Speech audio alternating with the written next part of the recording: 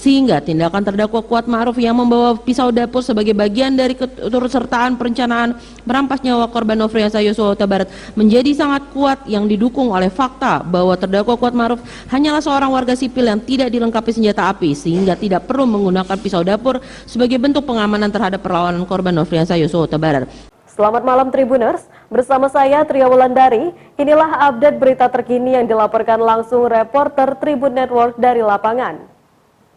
Ke rumah Duren 3 yang tim penuntut umum susun, maka secara nyata dapat terlihat puzzle-puzzle yang hilang dari fakta persidangan. Dapat dinilai dan dirangkai bahwa terdakwa Kuat Ma'ruf datang ke rumah Saguling dari Magelang adalah kehendak saksi Putri Chandrawati dan ikut ke rumah Duren 3 yang merupakan hasil konsensus dengan saksi Ferdi Sambo, di mana terdakwa Kuat Ma'ruf mengikuti kehendak saksi Ferdi Sambo guna turut serta melakukan perampasan nyawa korban Nofriansah Yosua Huta Barat, sehingga dalil tim penasehat hukum tersebutlah yang tidak berdasar karena tidak mampu melihat rangkaian peristiwa secara keseluruhan melainkan hanya secara parsial semata. 9. Alasan terdakwa Kuat Ma'ruf membawa pisau dapur semata-mata hanya untuk melindungi diri dan bukan untuk mempersiapkan pelaksanaan pembunuhan di rumah Duren 3 nomor 49. Tanggapan terhadap pledoi tim penasehat hukum yang mengatakan bahwa terdakwa Kuat Ma'ruf membawa pisau dari Magelang hingga Jakarta merupakan bagian dari perencanaan adalah dalil yang keliru dan tidak berdasar, justru merupakan dalil yang menyesatkan dan membahayakan. Keterangan saksi Azan Romer, keterangan saksi Ridwan R. Somplanit, dan keterangan saksi Riki Rizal Wibowo yang dirujuk dalam pledoi tim penasehat hukum halaman 28 satu pun tidak menguatkan atau membantah adanya perbuatan terdakwa Kuat Ma'ruf yang membawa pisau dari Magelang ke Jakarta sebagai bagian dari perencanaan untuk mendukung perampasan nyawa korban Nofriansah Yosua Huta Barat. Pada poin ini kami tim penuntut umum tidak akan menggunakan berbagai rujukan maupun teori-teori untuk membantah dalil tim penasehat hukum. Namun tim penuntut umum mengajak kita semua melihat adanya peristiwa notorious atau peristiwa yang tidak perlu dibuktikan karena sudah diketahui umum sebagaimana diatur dalam pasal 184 ayat 2 KUHP yang kami kupas secara tuntas dalam kedua poin sebagai berikut. Bahwa pada tanggal 7 Juli 2022 di rumah Magelang terdapat 3 anggota Polri yang tinggal bersama saksi Putri Chandrawati, yakni saksi Riki Rizal, saksi Richard Eliezer, dan korban Nofriansah Yosua, yang semuanya mempunyai senjata yang melekat padanya yang dapat digunakan dalam pembelaan diri sesuai SOP penggunaan senjata api sebagaimana mestinya, sehingga tindakan terdakwa Kuat Ma'ruf membawa pisau dari Magelang ke Jakarta sebagai upaya pembela diri dari serangan korban Nofriansah Yosua Huta Barat apabila terjadi perlawanan menjadi terpatahkan karena terdakwa Kuat Ma'ruf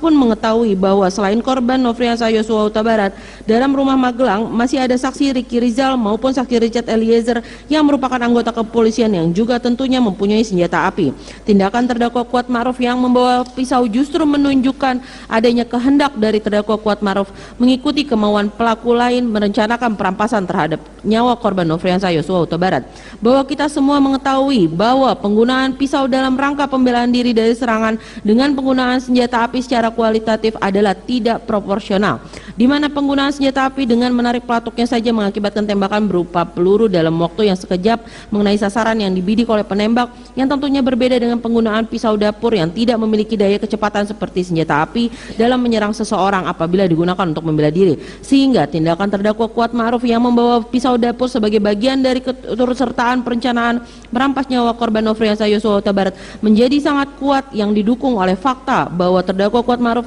hanyalah seorang warga sipil yang tidak dilengkapi senjata api sehingga tidak perlu menggunakan pisau dapur sebagai bentuk pengamanan terhadap perlawanan korban Nofriansah Yosua Huta Barat, di mana sebelumnya sudah ada para ajudan lain yang dilengkapi dengan senjata api yang telah dijelaskan dalam poin sebelumnya, sehingga berdasarkan 2 poin argumentasi yang tim penuntut umum sampaikan dengan sangat mudahnya dapat membantah dalil tim penasihat hukum yang mengatakan bahwa penuntut umum keliru mengaitkan perbuatan terdakwa Kuat Ma'ruf membawa pisau merupakan bagian dari pelaksanaan pembunuhan korban di rumah Duren 3 nomor 46. Video pledoi halaman 29. 10. Terdakwa Kuat Ma'ruf tidak pernah dijanjikan sesuatu oleh saksi Ferdi Sambo sebelum terjadinya tindak pidana. Tanggapan, tim penuntut umum sesungguhnya dalam surat tuntutan tidak menyebutkan adanya janji yang diberikan saksi Ferdi Sambo kepada terdakwa Kuat Ma'ruf sebelum terjadinya tindak pidana. Namun tim penuntut umum dengan senang hati akan mengkonstruksikan adanya janji tersebut sehingga dapat dipahami oleh tim penasihat hukum yang juga dapat memperluas khasanah pengetahuan kita semua melalui penalaran hukum. Dalam perkara akwo dibutuhkan suatu penalaran hukum